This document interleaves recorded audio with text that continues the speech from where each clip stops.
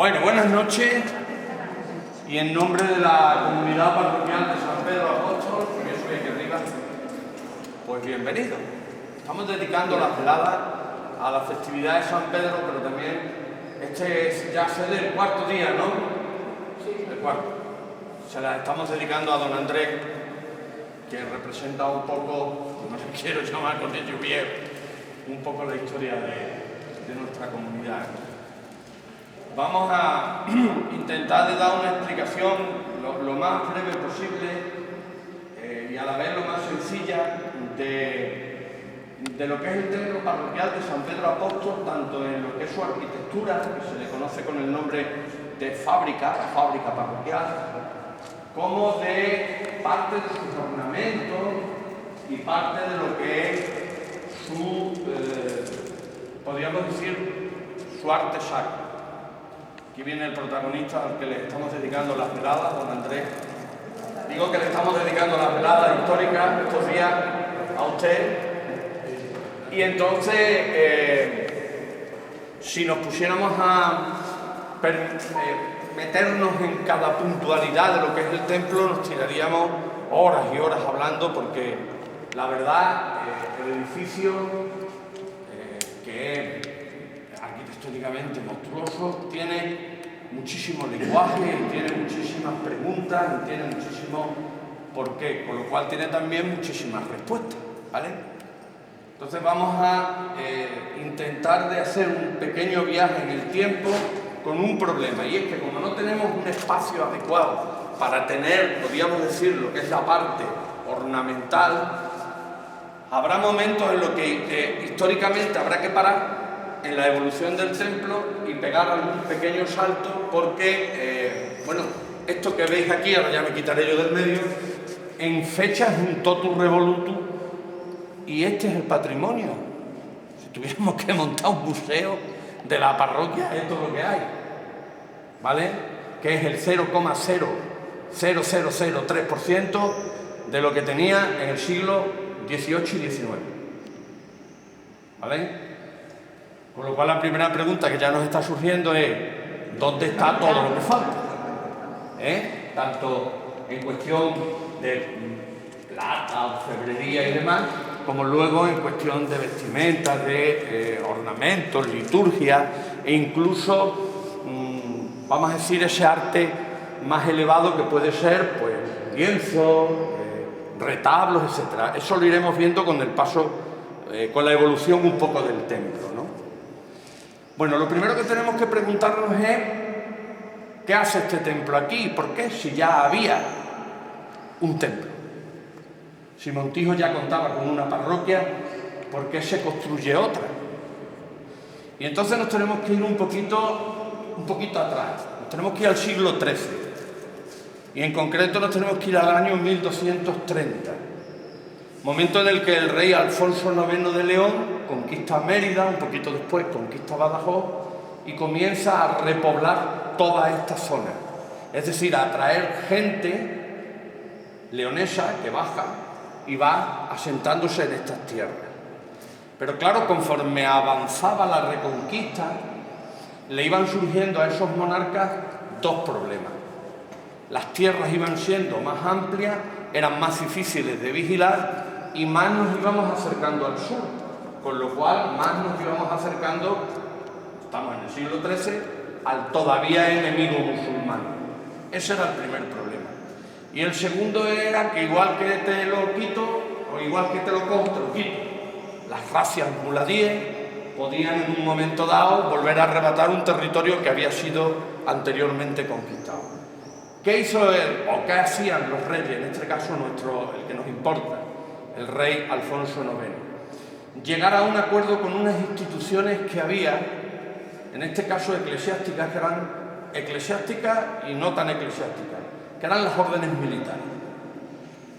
En España había en aquel momento 4 órdenes fundamentales: Santiago, Alcántara, Calatrava y Montesa.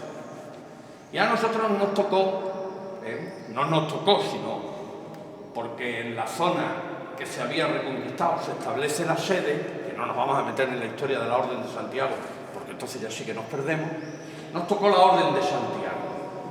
Y el rey Alfonso IX llega a un acuerdo con el arzobispo de Santiago y decide que este territorio, esta zona, la administración y defensa caiga en manos de la Orden Militar de Santiago. Y él se despreocupa de que pueda volver otra vez a entrar en guerra o pueda otra vez ser reconquistado. En el siglo XIV ya existía, empiezan a fundarse los distintos consejos, los distintos municipios.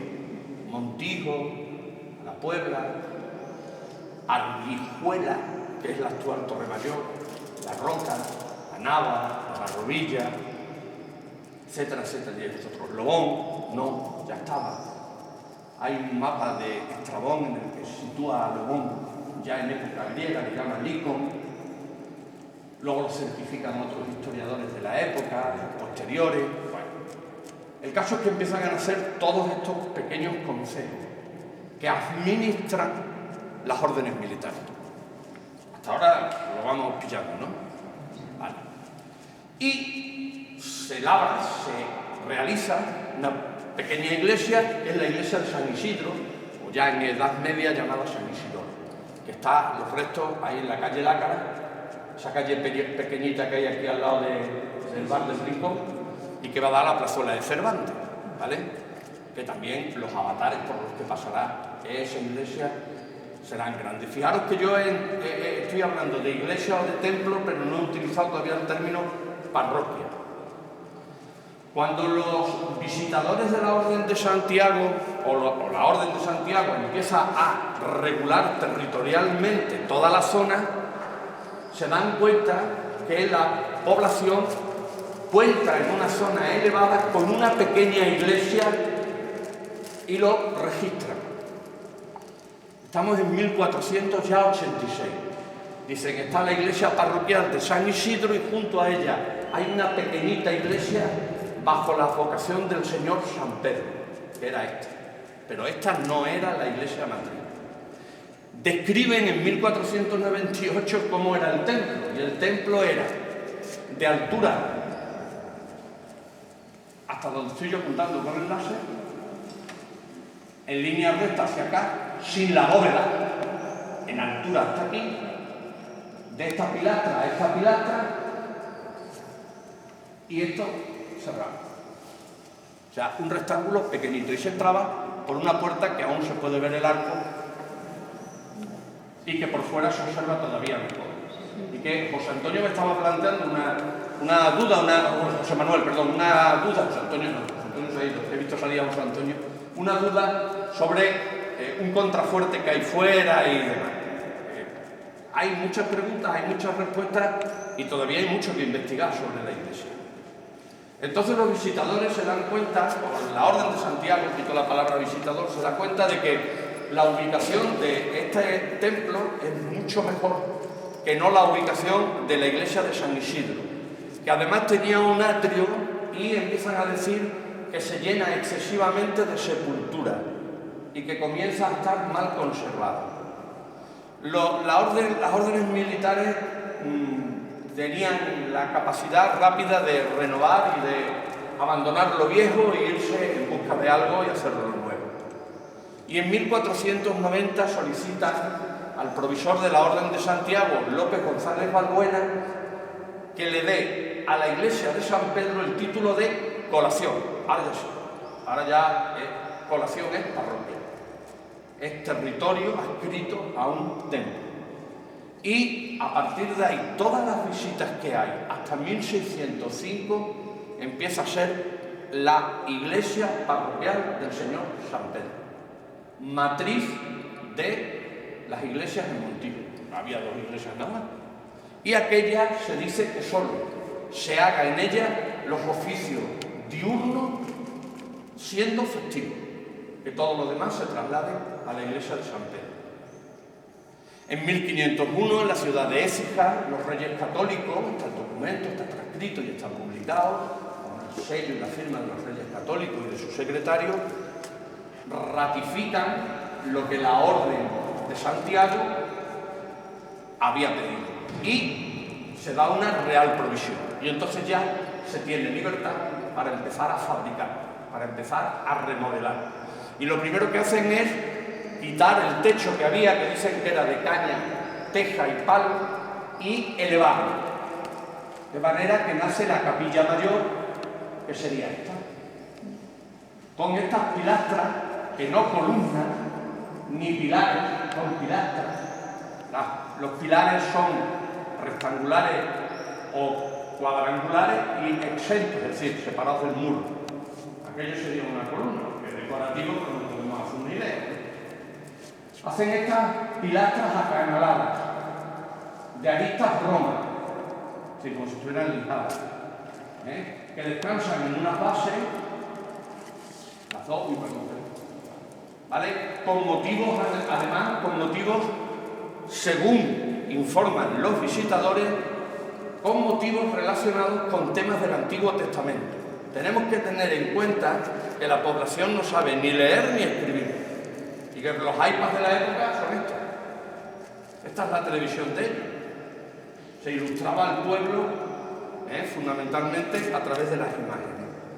Son pilastras que acaban en nervios, por eso se llama bóveda de nervadura o de crucería, porque cruza dos arcos de medio cañón, dos arcos apuntados, con una piedra clave, que es esa, donde ellos labran el escudo de la Orden de Santiago. Y abren esta capilla, que tiene, por eso esta es la única que tiene la misma bóveda sin las pinturas. De las pinturas, no, sin las pinturas, solo lo que es, ahí está la Orden de Santiago también, y una serie de motivos florales, y ahí hay la cabeza como de una especie dicen los visitadores, parece un dios inca. Estamos en 1511, ya se ha descubierto América, ya se tiene la lista de las personas montijanas que han ido a América. Muchos han vuelto, dan dinero donativo, y toda la obra se hace, dicen los visitadores, gracias a los donativos de los hombres buenos de la villa. Y esos 5 siglos y medio, 6 después, no cambiaron. ¿O no, Pedro? Las obras de la Iglesia, fundamentalmente, siguen pagándose por los donativos del pueblo cristiano. O sea que en eso y en otras muchas cosas no hemos cambiado. En aquella época ayudaba la Orden de Santiago y el Concejo. En esta época, cuando la Diputación, ayuda al patrimonio. ¿De acuerdo? ¿No? Hasta ahora bien, ¿no? Vale. En 1508 se empieza a construir la torre. Y al labrar la torre, se labra también la bóveda de medio cañón. Ya se va abandonando el estilo en bóveda gótico y se va tendiendo un poco un inicio del Renacimiento. Son las bóvedas de medio cañón. Por ejemplo, un templo parecido a este en edad, pero con bóveda de medio cañón, es el de Puebla de la Calzada. ¿Vale?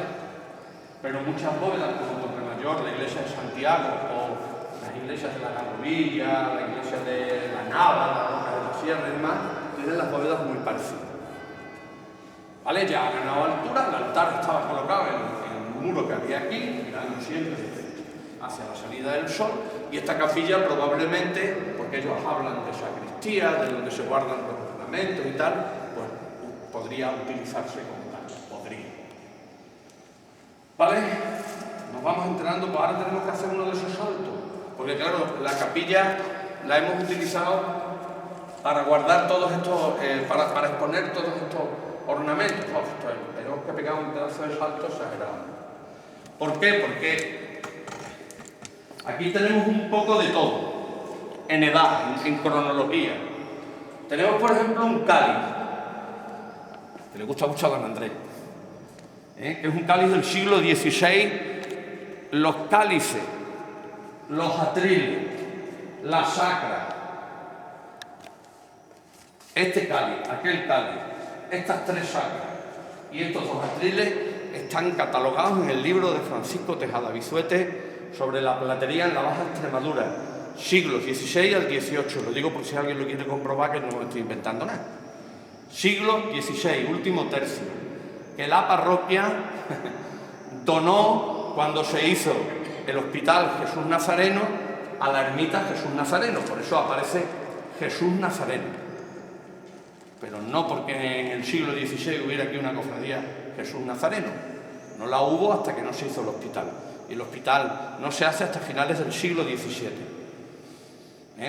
Entonces él no tiene marca, sabe que se hizo en Almendralejo, pero lo que más ha llegado a datarlo es último tercio del siglo XVI. Después tenemos este otro cáliz.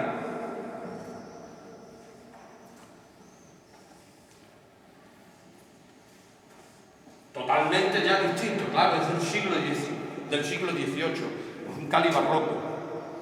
Y es un cáliz realizado en Mérida, último tercio del XVIII, tampoco tiene marca, y dice Tejada Bisuete que es de lo más barroco que hay en toda la provincia. Incluso aparecen los nombres de los capellanes. En 1605 había 33 sacerdotes en la parroquia. Pero es que el concepto no es el mismo. Había 33, pero no es el mismo concepto que podemos tener hoy. Si no son 33 sacerdotes como por ejemplo don Pedro y don Andrés, no. Había capellanías, cofradías, entonces cada capellanía, cada cofradía tenía un sacerdote que estaban adscritos a la iglesia matriz. Había ermitas, mártires, Santa Ana, pero los sacerdotes estaban adscritos a la iglesia matriz. Este en concreto está dedicado a los capellanes don Diego Murillo Saavedra y don Andrés Peñaranda. Se hizo Soy de Nuestra Señora de la Concepción, que la tenemos allí en él, ¿vale? Había una cofradía, un patronato, se llamaba Patronato de Nuestra Señora de la Concepción, del siglo XVII. Después tenemos algunas cosas curiosas, por ejemplo, que de esto debía de haber más de una veintena. Un portapaz. Se besaban, se pasaban, se iban dando la paz, igual que podríamos hacer hoy. Había muchísimo, ¿vale? En ese mismo libro, por ejemplo, en Campanario, Paco Tejada Bisuete expone más de una veintena. Tiene como dibujo Santiago Matamoros y la cruz de la Orden de Santiago, ¿vale? Esto es del siglo XIX. Dorado, no es de oro, es dorado. Si fuera de oro, don Pedro no me dejaba que lo pusiera aquí. Eso se usaba en mi pueblo, se usaba con los monaguillos cuando iban a los oficios de chaquería. Iban de casa en casa presentando la paz. O sea que debió de tener la parroquia bastante. También están estas crismeras que tienen valor, no están fechadas ni datadas, pudieran ser en torno al siglo finales del XVI, XVII, son de plata y también tienen buena ornamentación. Un portaviático, los sacerdotes se colocaban, transportaban el hostiario, ¿vale? Eso muchos lo habréis conocido, somos más chiquilinos, ¿no? Y luego tenemos, no sé dónde está aquí, estos dos atriles, que hay esta pareja de atriles, esa y esta, están realizadas en 1817 en un taller de Almendralejo. Su autor es Juan de Flecha. Esto estaba empecinado, una persona en que aquí había ornamentos hechos por Juan de Flecha.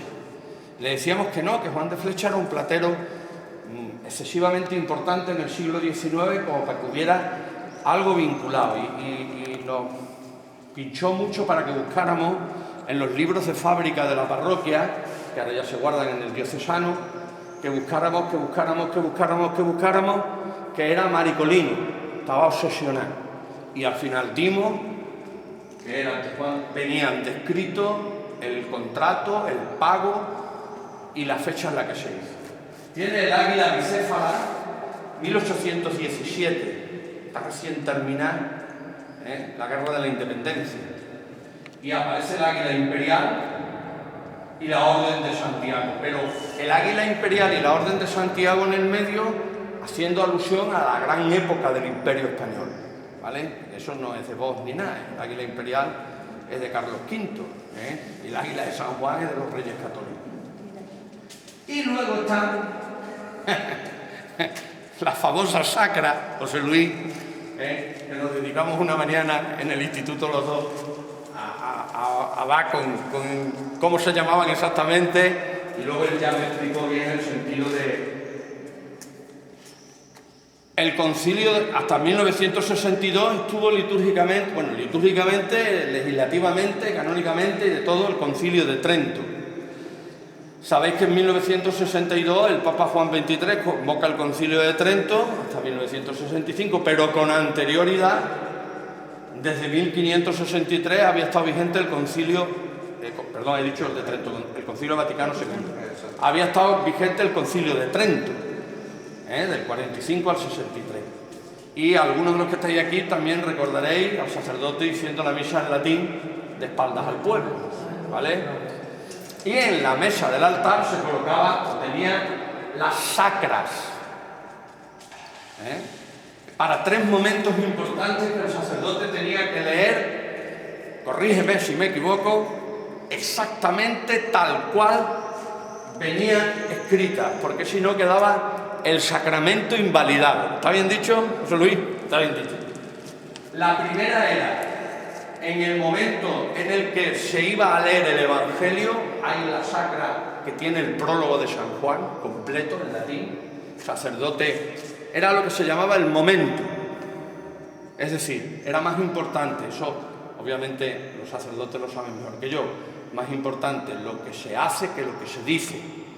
Y leían despacito, que todavía hoy lo vemos, muchos sacerdotes, práctica totalidad de los sacerdotes, en el momento, por ejemplo, de la consagración, se ralentizan y van despacio diciendo, ¿vale? Y lo gestualizan, lo tienen en rojo en el libro, en el misal. Bueno, pues este es para anterior al Evangelio.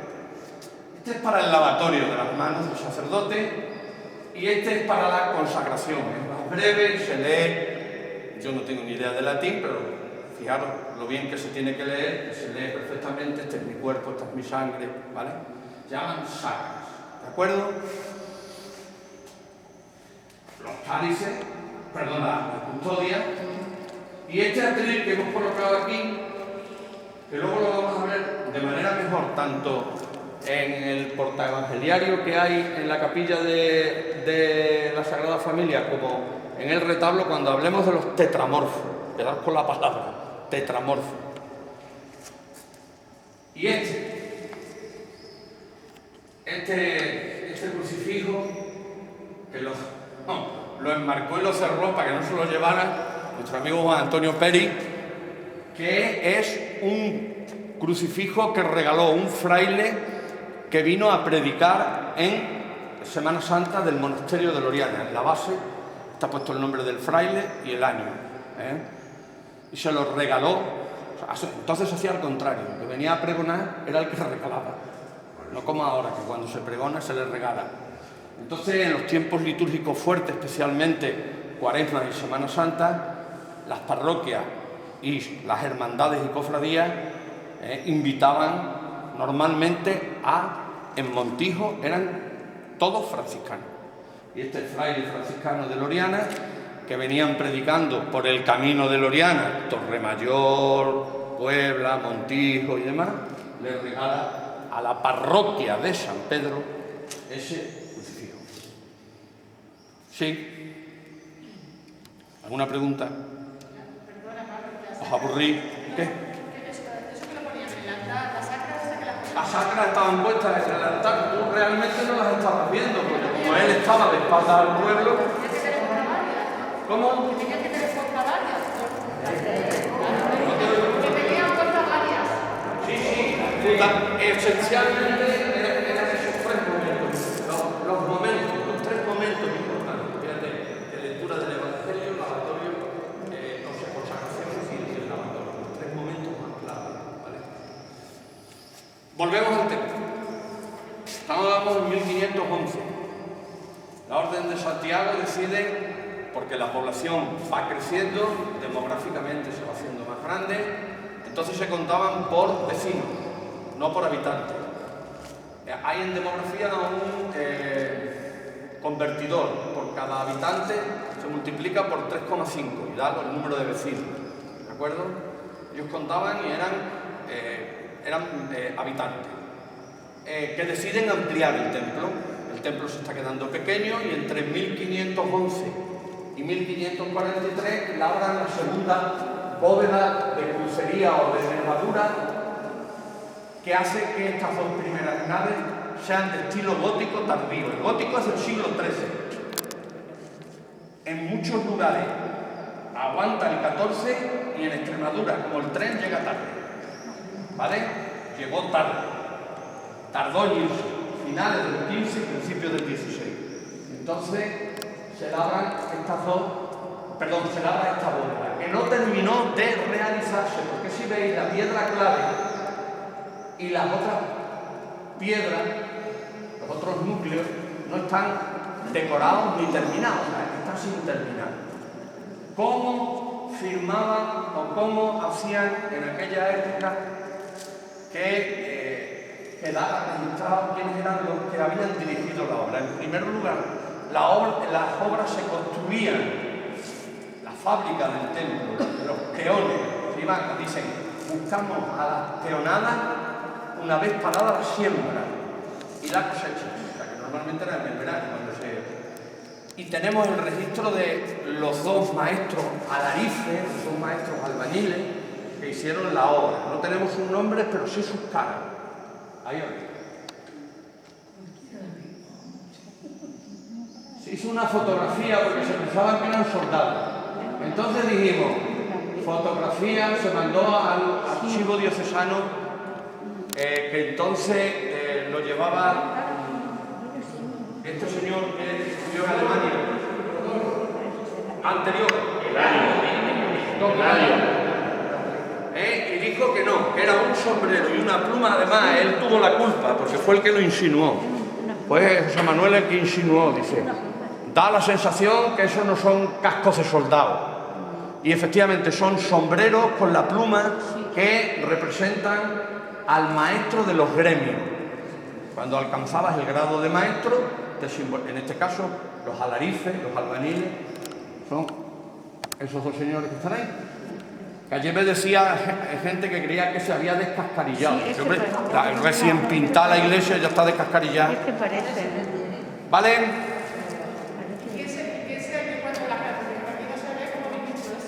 ¿Cómo? Se le ha, cuando se han pintado, lo han respetado. En su época lo pintaron. Sí, yo le veo perfectamente a este la barbilla, la barbilla, el cuello, a este igual. De tal manera te mandaré una foto del detalle para que le veas que se ve perfectamente unos ojos almendrados, la forma del gorro. Vamos, si no hemos publicado, no se va a publicar. Entonces tenemos las dos capillas, ¿vale? ¿De acuerdo? Y estamos aproximadamente sobre mediados del siglo XVI, en torno a 1543. Por lo cual nos tenemos que... En 1543 está en España como rey Carlos I, quinto de Alemania. Y en 1525 lo que hizo Carlos I, que tenía una guerra prácticamente en toda Europa, estaba en guerra sobre todo con los franceses, que fue gracioso ayer, algunos de los que vinieron le mandaban cosas a casa diciendo cuando eliminaron de Francia a los franceses de la Eurocopa, por todo lo que se llevaron. Bueno, pues estaba en guerra con Francia, estaba en guerra con los principados alemanes, con el tema del luteranismo, estaba en guerra, empezaba a estar en guerra con Inglaterra y necesitaba dinero. ¿Y qué hizo? En 1525 dijo, bueno, las órdenes militares ya no tienen sentido. ¿Qué sentido tiene una orden militar creada para defender un territorio? ¿De quién lo vamos a defender? Si ya los musulmanes en 1492 no lo hemos mantucado. ¿Qué hizo? Convirtió las órdenes militares en patronazo y se convirtió él en el patrón o gran maestro de la orden. Como necesitaba dinero, desmembró, es decir, puso en pública tierras pertenecientes a la Orden de Santiago. ¿Vale? Tierras significaban pueblos enteros. Y este lo compró los marqueses de Villanueva del Cerro, que luego se convertirán en los condes de Montijo, los cardenales Portocarrero y Luna, que en la Puerta del Perdón tenéis el escudo, y si os fijáis, aparece el ajedrezado a la izquierda de los Portocarrero, la media luna a la derecha y debajo Castilla, y en el del convento se ve todavía mejor, o en el que hay en la plazuela de Cervantes, en la casa de... me quedo ahí porque no nos olvidemos de la iglesia, ¿vale? Se prohibió totalmente cualquier acto en aquella iglesia, y todo lo que había allí se trajo allí, ¿vale? Y los enterramientos se prohibieron, se empezaron a hacer en el atrio. Fue el primer cementerio que tuvo el pueblo. Como estábamos en el siglo XVI, en plena edad moderna, una sociedad marcada por los estamentos, ¿verdad? Mari, te habrás explicado más de una vez esto, pues el enterramiento era en orden al estatus social. La gente del estado sencillo, llano, los pecheros, los pechaban, los que pagaban los impuestos, los que no tenían privilegio, a la hoy estaríamos todos mirando para el terreno. Y a partir de ahí, hacia adentro, la regresa. Nunca en el presbiterio. ¿Vale? El presbiterio reservado a las reliquias. ¿De acuerdo? Y claro, vende, nobleza, se empiezan a labrar estas capillas que son de familias no, que nombran sus sacerdotes, sus capellanes, de ahí que aumente el número de... ¿Vale? Había un cura párroco y los demás eran sacerdotes. Estaban adscritos aquí. Todos los curas, desde el primero de 1486, Fray Juan Ruiz, del hábito de San Pedro, que administró las dos iglesias, al primer párroco único de Montijo, Bartolomé Pérez, también del hábito de San Pedro, ellos no tenían normalmente sacerdotes que nombraban en las parroquias, todos están documentados, prácticamente no, lograríamos llegar hasta don Andrés y don Pedro, desde 1487. ¿Vale? Esta capilla pues la hemos también reutilizado para ornamento, pero sobre todo adquiere muchísima importancia, pues porque recientemente, si no me equivoco fue el miércoles de ceniza,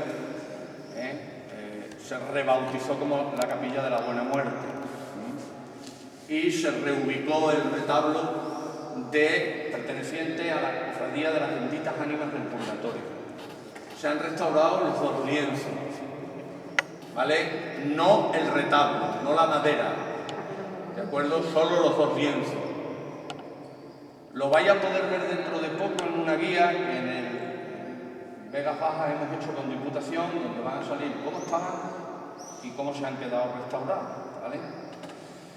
Hablando con la restauradora, con la doctora Carmen Vega, antes de empezar esta velada, y comentándole el tema de las autorías y demás, me comentó: sí, dilo, pero pon siempre delante la palabra probablemente, posiblemente.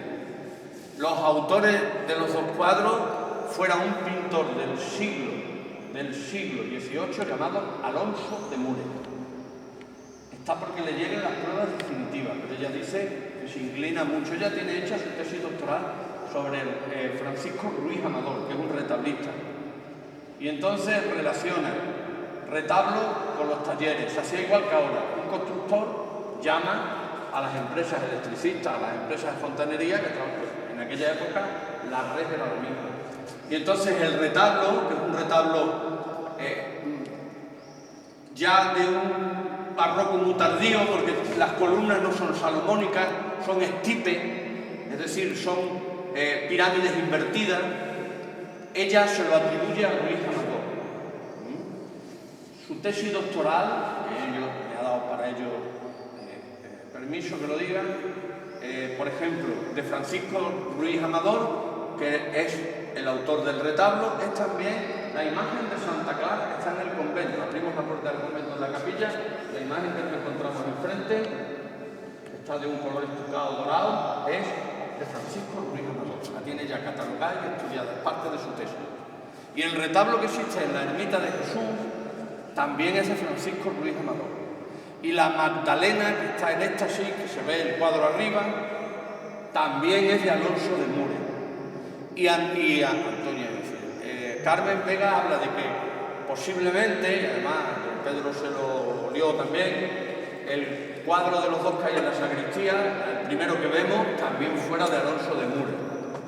Representa a la Virgen del Carmen, Monte Carmelo, intercesora ante lo que es el juicio final. Las ánimas están purgando y ahí aparece el San Pedro, que es este, de las barbas blancas, siempre se representa anciano y con las llaves en la mano, y detrás, más joven, más guapo, como todos los Pablos, con unas pavas, San Pedro y San Pablo, ¿vale? Y obviamente lo que es la Trinidad. Y hay una inscripción que luego la podéis ver, si queréis, por donde yo estoy pasando el puntero ahora, que dice, se decoró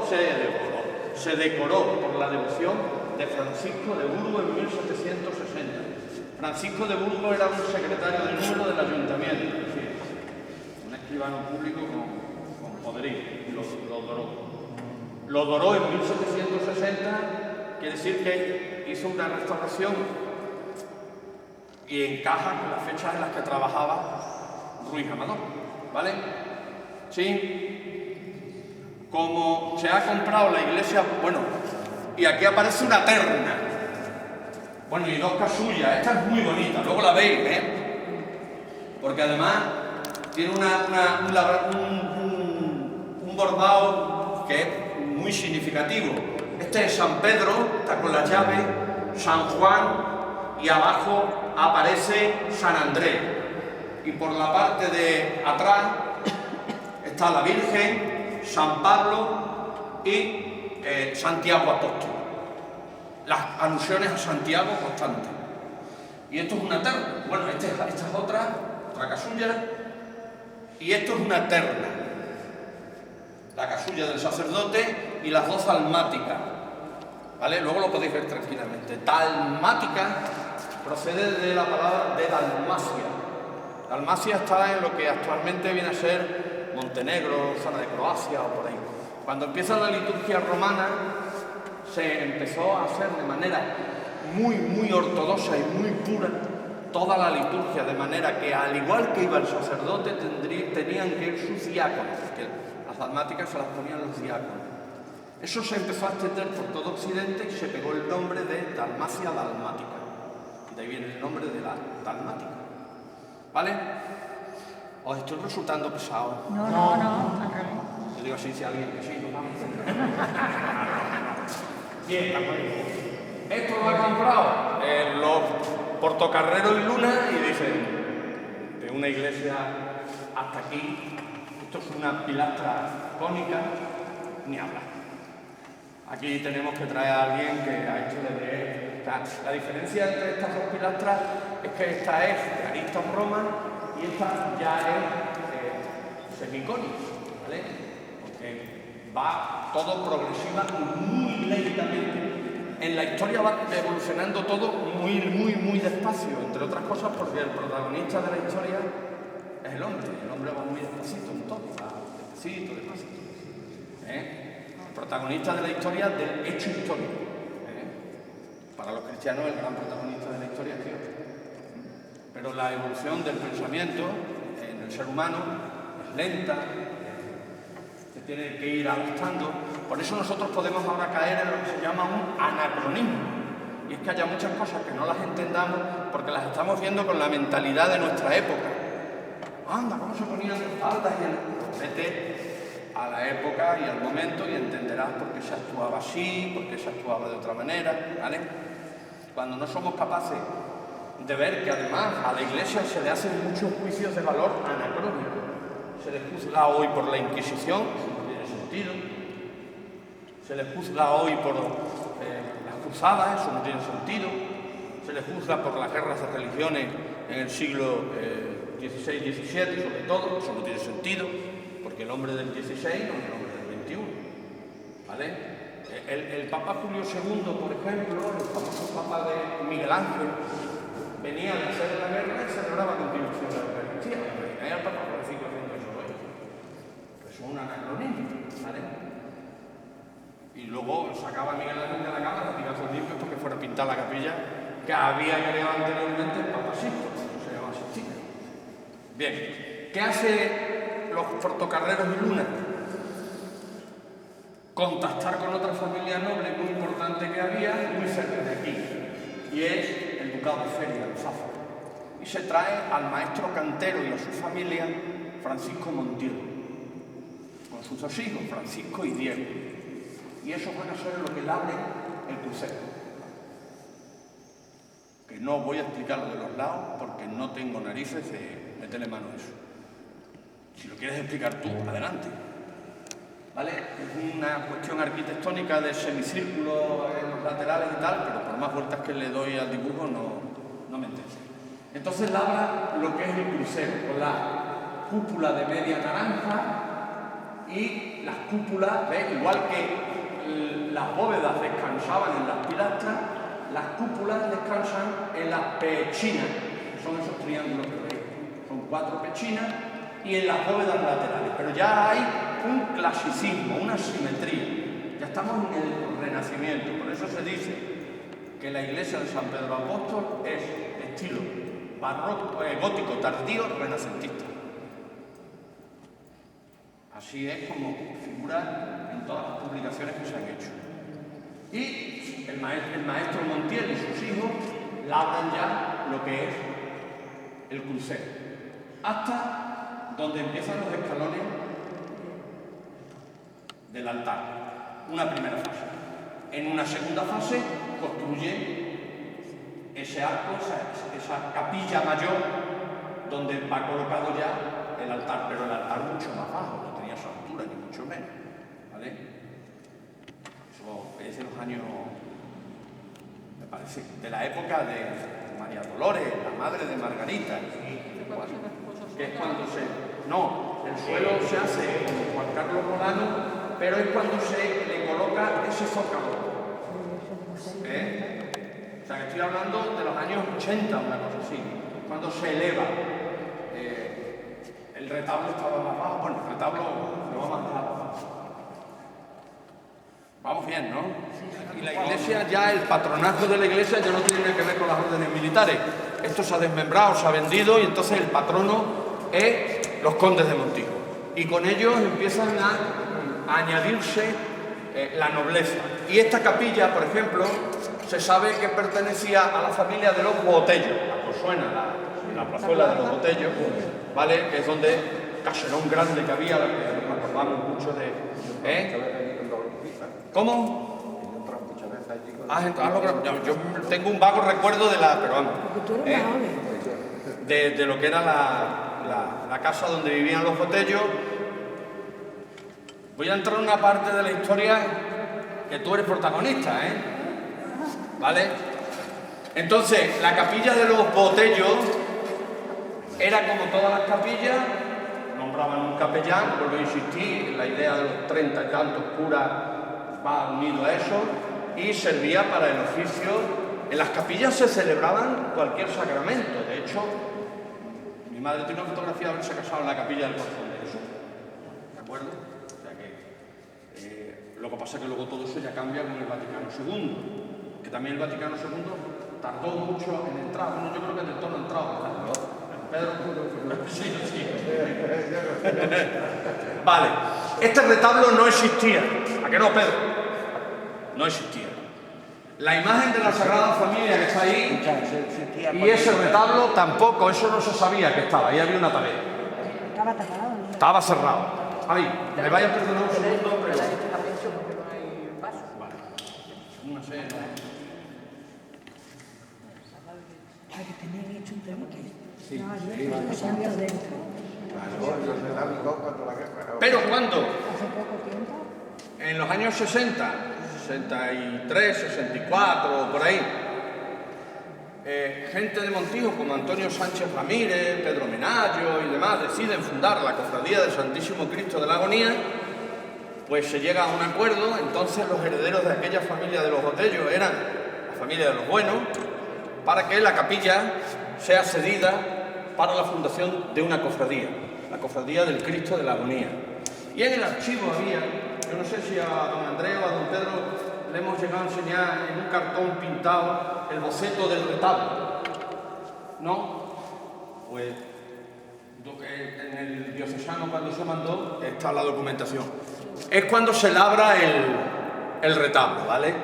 Pero el retablo es de los años 60 y algo, y la capilla es del siglo XVII, y está perfectamente documentada, trabajada, estudiada y publicada por Manolo García Cienfuegos. O sea que se sabe perfectamente de qué época, de qué momento, cómo se fue haciendo, toda la raíz familiar de los Botellos, todo lo tiene publicado, si alguien lo quiere consultar. Hemos colocado aquí, por decorar, bueno, pues casullas que son muy bonitas, y hemos puesto en el centro este cuadro que es de la huida a Egipto. Como la capilla la conocemos como la capilla de la Sagrada Familia, que está aquí, y ahí aparece la Sagrada Familia huyendo a Egipto, tenemos históricamente una de las algunas grandes obras de arte que hay aquí, que es esta, realizada en 1753 por Francisco de Estrada. Los hermanos Estrada trabajaron muchísimo aquí, son los autores de la bóveda de la ermita de Jesús, que es tan bonita, ¿de acuerdo? Está firmado, aparece ahí firmado, 1753 por Francisco de Estrada, y representa el momento de la huida a Egipto. Estamos en un barroco ya también muy tardío, porque no le hemos dado a la luz, se nos ha olvidado. Luego le daremos. Allí hay otro cuadro que es todavía más antiguo, porque es un discípulo de Zurbarán, pero luego cuando nos vayamos le damos y lo vemos. Y en el año 1611 no había retablo, no existía el retablo. Lo que había era una enorme cruz parroquial, que también hemos publicado tanto en un libro de diputación, como ha salido alguna vez que otra. Mira para el retablo. Ventana digital, ¿vale? Una cruz parroquial enorme de 4 brazos en plata, donde dicha cruz parroquial aparecía labrada al romano, es decir, en relieve, y fijaros cómo no sería la cruz parroquial que iconográficamente recogía todo lo que está representado en el retablo. Describen uno de los brazos los evangelistas, por la parte de atrás María Magdalena, en el centro aparece San Juan, aparecen doctores de la Iglesia. Estoy describiendo lo que los visitadores estaban viendo en 1605. Las guerras de Portugal en 1640 y luego las guerras con los franceses expoliaron muchísimo. Durante la guerra de Portugal, Puebla de la Calzada estuvo 3 días ardiendo y la parroquia de Montijo fue destruido parte de su baluarte. De su baluarte es el muro que bordea el atrio, porque el atrio de la iglesia tenía lo mismo de ancho por atrás que por adelante, y tenía lo mismo de ancho al norte como al sur. O sea, era un cuadrado perfecto que luego la urbanización se ha ido comiendo. Yo recuerdo el muro de la iglesia, el muro del atrio mucho más alto de lo que es ahora, porque jugábamos a intentar saltar, pasa que la cimentación se lo ha ido comiendo. Intentábamos saltar. El piquete, pero el piquete, porque era el pico más alto del pueblo, efectivamente.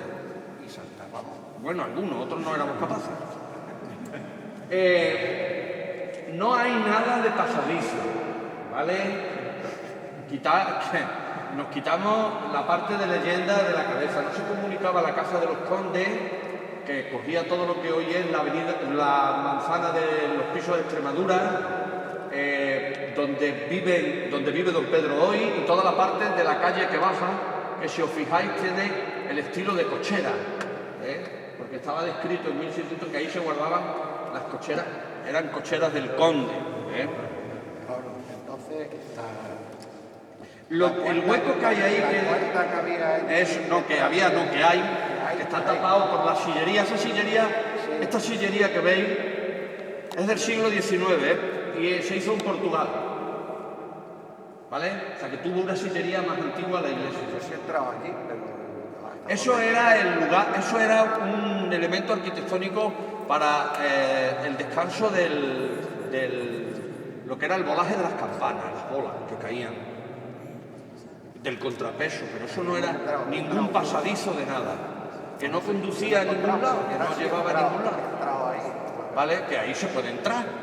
Lo que pasa es que ahí ahora se guarda, parece que el nacimiento, pero que no hay nada de eso, ni pasadizos que llevaban a las monjas, ni nada. ¿Cómo va a haber un pasadizo en el siglo XVII que lleve a las monjas si el convento no se edifica hasta el siglo XVIII? Es que no puede haber porque hay un siglo ahí Y abajo. estaba la calle Peña, y en el siglo XV había una importante aljama, una importante escudería.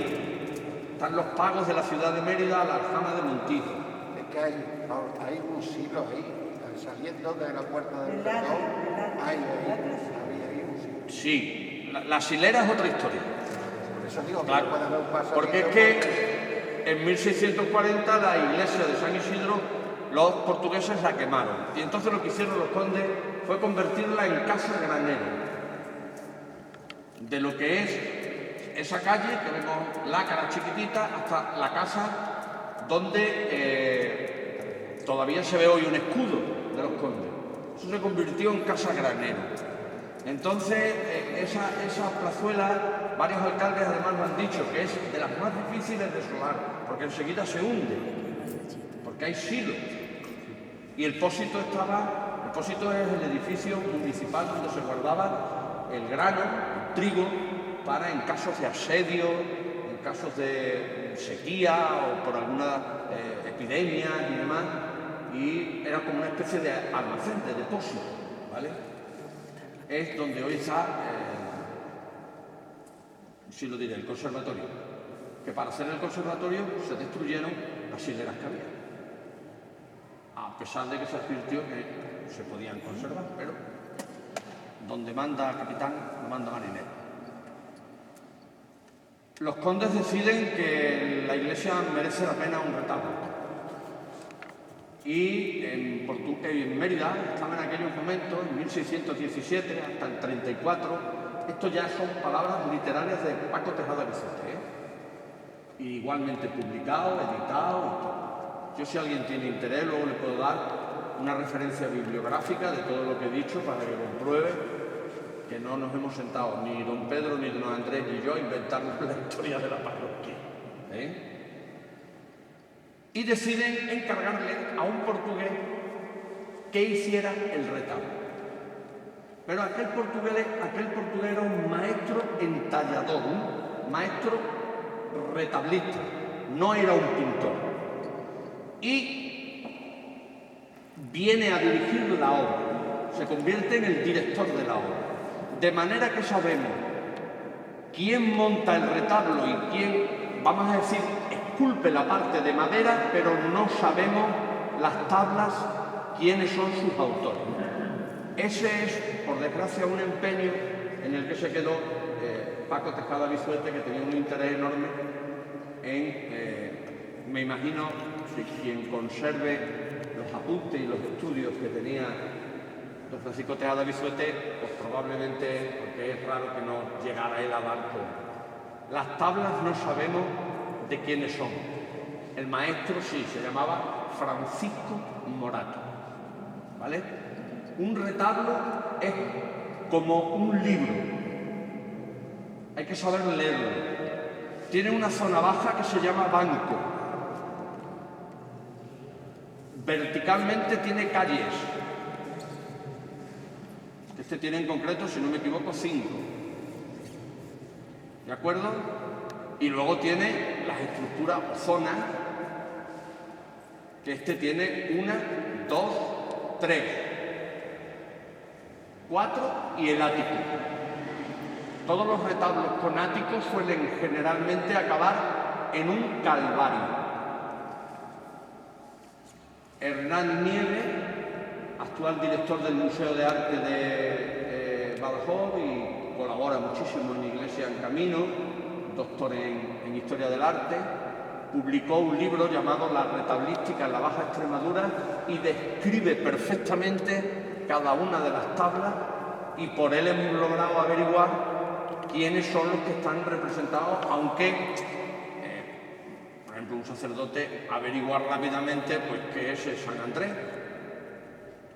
qué es San Pedro, tiene las llaves ahí colgando, qué es San Pablo con la espada, que este es Santiago, que ese, por ejemplo, es San Juan, que ese es San Simón, y así, etcétera, etcétera. Luego os daremos un tríptico a color donde aparecen todos y cada uno, San Simón, San Mateo, San Felipe. En la calle central, que es la que nos interesa, está la Inmaculada, aunque ahí ha llegado a estar también Santa Ana puesta.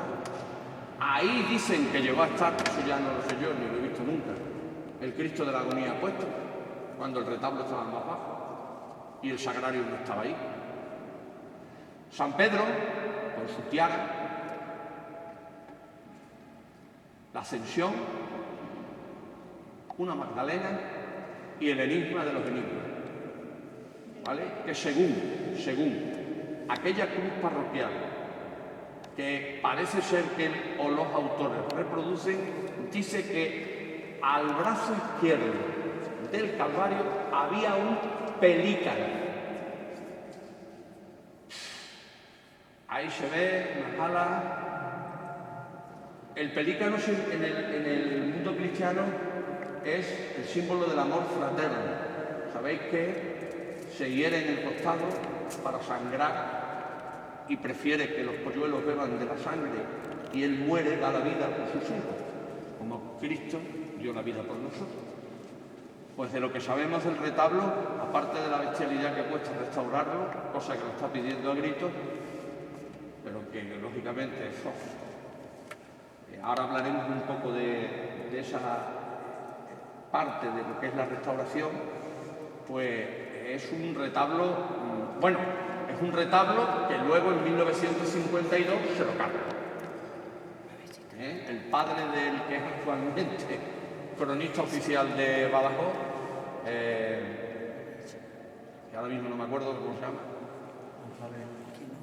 González. Exacto, Alberto González.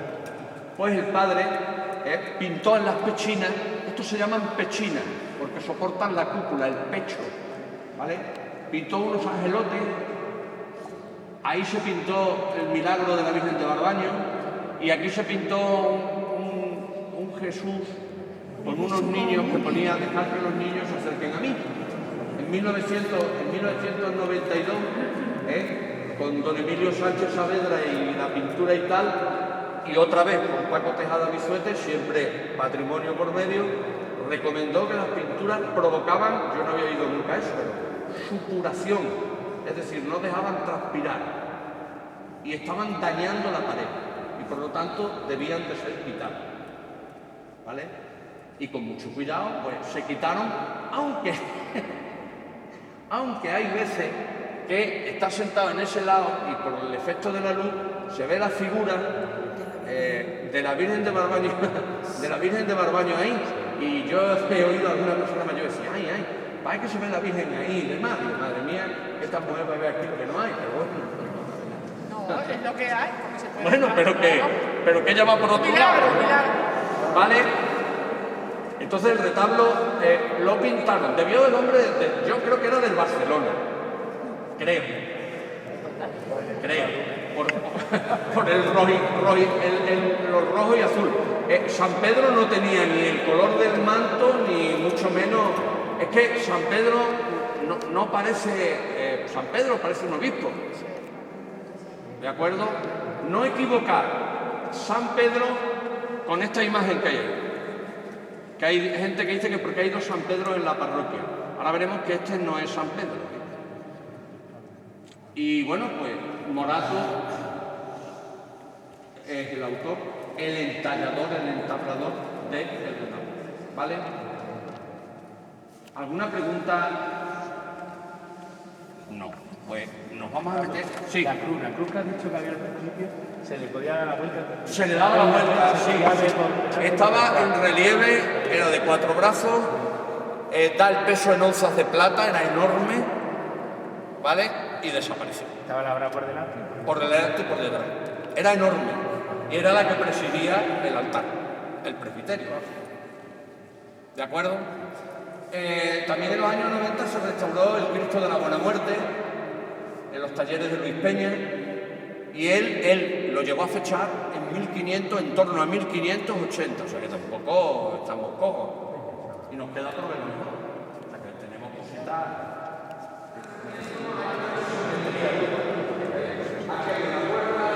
Ahí había otra puerta, ahí había una puerta que se ve por fuera, pone año de 1566, pronto ya no va a ver. Y aquí había otra puerta. ¿Y allí es donde estaba el retablo? Que era donde estaba el retablo de la calle. Los dos retablos que tenemos no son de la parroquia. Quiero decir que no es una fábrica parroquial. Tener en cuenta que en el siglo XVII tenía la iglesia de San Pedro Apóstol, en el siglo XVIII, perdón, el convento Hospicio de San Antonio, el convento de las Clarisas, la ermita de los Mártires, la ermita de Santa Ana y cerca de 11 cofradías, más de una decena de capellanías. Para que imaginaros el enorme movimiento eclesiástico que había en Montijo y en esos pueblos. Y en el siglo XVIII declararon la ermita de Santa Ana, voy a decir la curiosidad de cómo la medían, estaba a 4 tiros de ballesta del convento de lo que era la ermita donde luego se edifica el convento.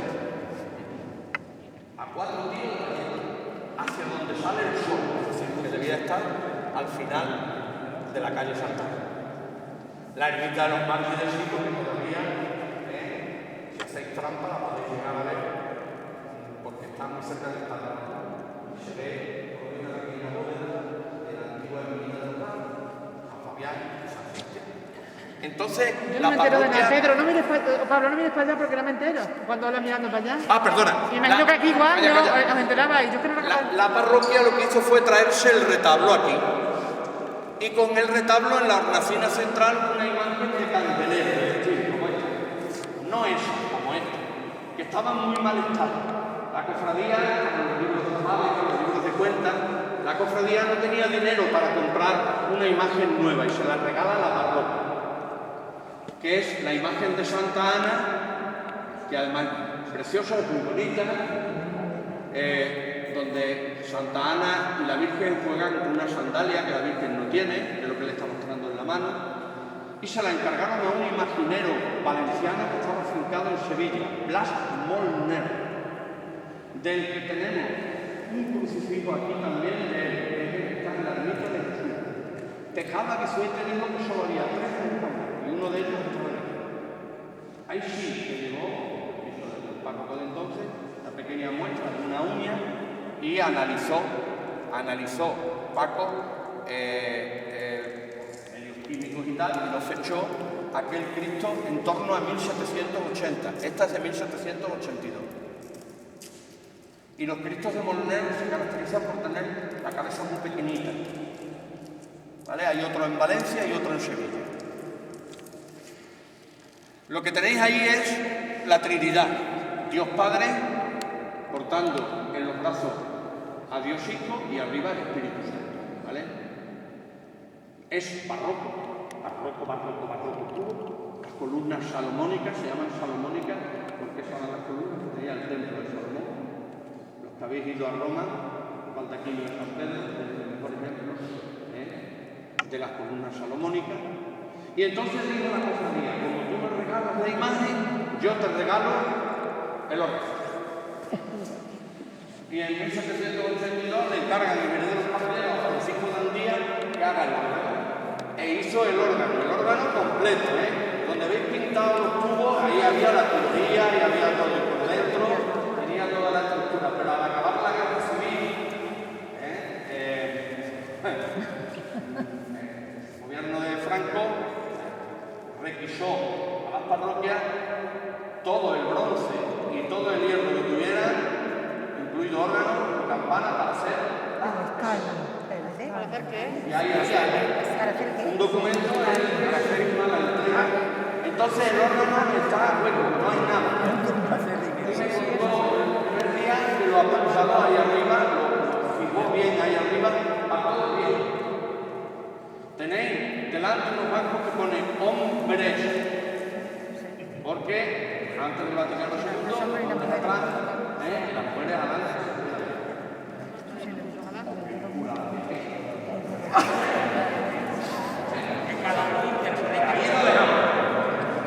¿Vale? En 1837 se produce la desamortización del Gran Mendizábal, que tan buenos beneficios nos ha hecho con las narices. Y ahora como está el convento de Loriano. Fijaros lo que han hecho ahora en el convento, ahí en la reserva de Herero también. Y fijaros lo que han hecho con tantos edificios eclesiásticos que han ido, algunos por suerte, a parar. Bueno, incluso en Albuquerque hay un bar que se llama La Capilla, que es una iglesia. Pues eso es de la desamortización. Y desamortizaron el convento franciscano, el Hospicio, lo cerraron. Bueno, teníamos el hospital de Nazareno, fundado a finales del 17, principios del 18, por los predicadores del padre Cristóbal de Santa Catalina. Anteriormente, entre los siglos XV y XVII, hubo otro hospital que cogía parte de lo que hoy es el teatro. Cuando la dictadura del Primo de Rivera se hizo lo del mercado, la plaza de Abasto, al hacer las obras aparecieron instrumental quirúrgico y huesos y restos de aquel hospital. Cuando se quedan en ese hospital y los hermanos hospitalarios venían a predicar, se dan cuenta de que una población como Montijo tenía que tener hospital y se crea, adosado a la casa del conde, que era todo lo de los pisos de Extremadura, el hospicio de Jesús Nazareno, ¿vale?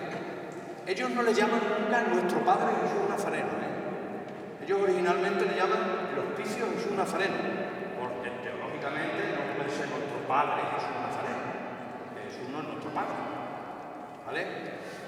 La calle que se abierta, ahí estaba la casa del hospitalero y el hospital, y donde hoy salen los pasos de Semana Santa, eso era la huerta, eso sí la conocen. Porque esa con don Emilio Rodríguez Benítez se hizo la casa de la iglesia, Pedro, la casa de la iglesia, y se arregló la ermita de Jesús, ¿vale? Se ve una escalerina, para subir algo. ¿Qué se hace con lo más importante de San Antonio? Y este retablo, junto a estas dos imágenes, San Antonio y San Francisco. Pues miren, ¿vale? Porque la única iglesia que hay, que es de San Gregorio, no vaya a proteger a nadie, La única iglesia que había es esta, la iglesia matriz. El retablo tiene toda una iconografía. El año pasado se publicó en Ventana Digital, con la ayuda de Carmen Vega, de todo lo que era la iconografía. También es estilo totalmente barroco, con las columnas, ¿vale? Y hace 3 años, un doctor en Historia del Arte de Montijo, que da clases en la Universidad de Sevilla, Rafael Ramos Sosa, en un congreso internacional publicó la datación de el niño que era titular de la cofradía del Dulce Nombre de Jesús, y lo fechó en 1617, obra de Francisco de Riva, perteneciente a la escuela, yo no sé si habría oído hablar de Luis Roldán, La Roldana, imagineros sevillanos muy famosos. O sea que tenemos una imagen barroca de un enorme valor, otra imagen barroca de otro enorme valor, el Cristo de 1580, el retablo de 1617, o sea, no está floja la cosa. ¿Vale? Explicar el criterio, todo el mundo sabe. Bueno, presbítero, el nombre que se le da realmente al sacerdote, un nombre del latín, que significa el más anciano, pero no de edad, más anciano en sabiduría. Y eso es que celebra y preside el presbiterio, que nosotros llamamos coloquialmente el altar. Está en la mesa del altar. Aquel retablo, aquel altar es, y este tiene en el centro una piedra que se llama piedra del ara. Ara significa lugar alto, de donde se hacían los sacrificios, el sacrificio de la misa. Si no tiene el ara, es que ahí no se celebra la misa. El ambón, que es donde se proclama, que no se lee, se proclama la palabra, el atril y la sede. No se olvida nada. La calle de arriba servía de acuartelamiento para las tropas. Cuando en 1640 se destruye parte de lo que es el baluarte, se manda un capitán general de Badajoz, que era arquitecto a que lo arregle. Fijaros en Puerta Palma y en donde está el aparcamiento del Santo del Caballo, al lado del Palacio de Manuel Rojas en Badajoz, Puerta Pilar. Como en Puerta Palma y en Puerta Pilar está el escudo de los condes de Montijo, por la vinculación con aquel capitán general que vino. Entonces lo que hizo fue restaurar todo lo que era el alrededor de la iglesia, lo convirtió en un baluarte, con esas piedras de monolito que en el centro tienen un agujero, porque ahí salía un arco y eran garitas. Estaban protegidas todavía que había una amenaza militar. En la guerra de la independencia sufrió muchísimo. Tener en cuenta que aquí se abrió un camino natural que llevaba al Alburquerque para escaparse a Portugal. Y esto los franceses lo tenían muy vigilado. Y tanto portugueses como franceses tenían un sistema en la guerra muy típico que nosotros también lo hicimos, cuando invadíamos nuestra zona, que era venirse directamente a la iglesia y quemar los registros sacramentales para borrar la memoria histórica del pueblo, para destruir al pueblo. Nosotros lo hicimos, nosotros lo hicimos en Roma, el famoso saco de Roma en 1527 de Carlos I, un destrozo impresionante. O sea que eso en las guerras se ha hecho siempre. Invado e intento destruirte de la manera que te puedo destruir y borrar tu identidad. ¿Y dónde estaba la identidad de un pueblo? En los registros sacramentales, bautizos, matrimonio. De ahí que había que empezar. Teníamos, por ejemplo, la serie de los bautizados que empezaba en 1597, sin embargo, las defunciones empezaban más tarde, los matrimonios empezaban en otro momento. Las cofradías tenían libros a media, y es por la cantidad de expolio que hubo, provocado fundamentalmente por la guerra. ¿Se acaba? ¿Se acaba? Sí, don Andrés.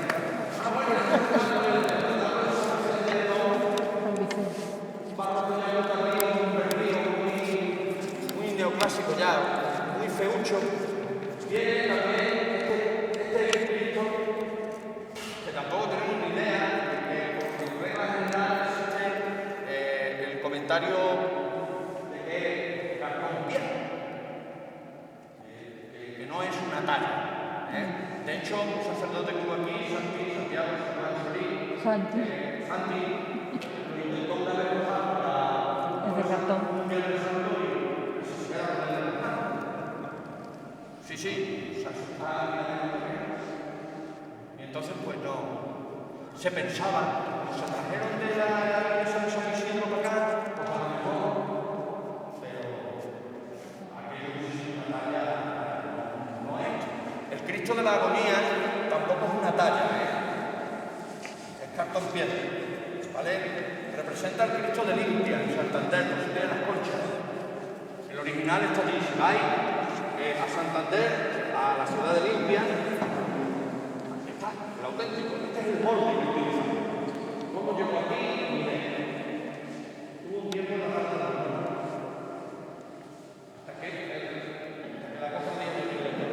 hasta que la cofradía lo recupera, ¿vale? Sin embargo, la talla es impresionante, ¿vale? Está hecho en molón, Gerona, igual que el Cristo yacente, pero esa es escayola. Y la burrita, también es escayola, las dos hechas en Oló. Oló sigue produciendo muchas imágenes.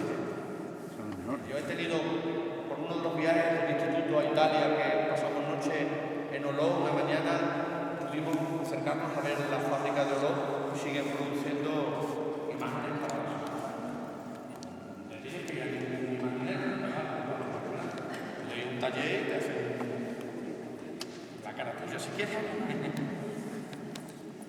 Más cosas.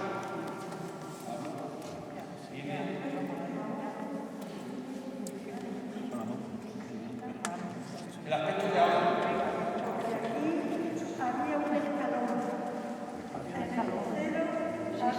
Cuando el suelo era blanco y negro había un escalón ahí. Aquí había igual que la catedral de Badajoz. Sí. Eso sí me acuerdo. Era blanco y negro. Aquí. Ahí estaba el escalón. Sí, sí, pero que digo que se acuerdan de la verdad. Llegamos aquí.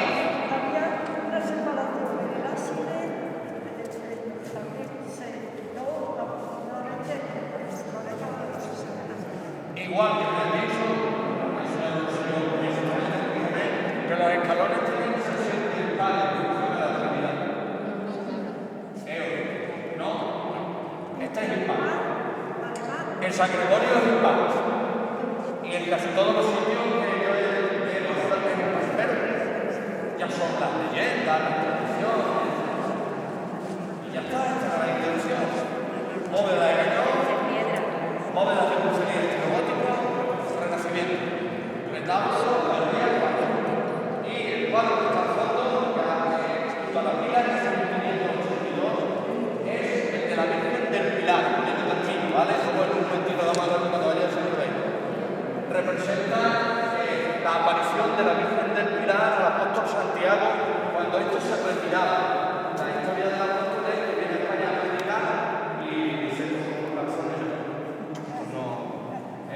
Cuando se camina por el Ebro a Murcia, el puerto de Barcelona, junto a sus discípulos, está en una leyenda, el nombre de todos los discípulos, sobre un pilar de unos restos romanos aparece la Virgen y le dicen que vuelva, que esta se convertirá, esta tierra, en tierra mariana, y que levante una ermita que hoy es la Basílica del Pilar, que tiene en el centro. Se ve la columna, la famosa de la bomba que cayó y lo explotó y tal. El cuadro se restauró con la mala suerte de que una tromba de agua cayó dentro de la ermita y lo dañó un poquito y se decidió traer aquí. Y es un discípulo de Zurbarán, Francisco Meneses Osorio, y está fechado en 1690. O sea que tampoco es poco de pavo. Y el muro que no lo hemos sacado porque no había una cuarta capilla. Vale, pues ya está, hemos terminado. Muchas gracias.